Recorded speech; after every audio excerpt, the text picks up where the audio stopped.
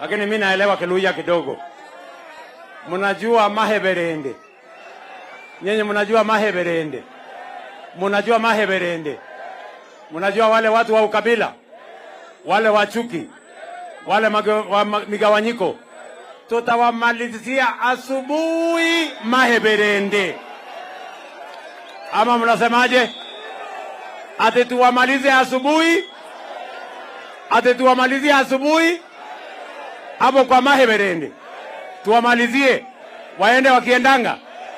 Mimi nimeshangaa sana nyinyi watu wa Busia mko mbele hivi. Yaani nyinyi mwanga watu wazuri namna hii. Lakini siku ile nyingine mlikuwa mnanikazia sana nyinyi. Hapana nyinyi, tawashtaki kwa Mungu bwana. Kumbe nyinyi mwanga watu wazuri namna hii. Sasa sikizeni. Si nimesema narudi hapa tena next month kupanga mambo yenu ya maendeleo. Mimi nataka nijue mnataka maendeleo mengine gani niongeze, nikiongeza kwa sababu nyinyi ni watu wazuri.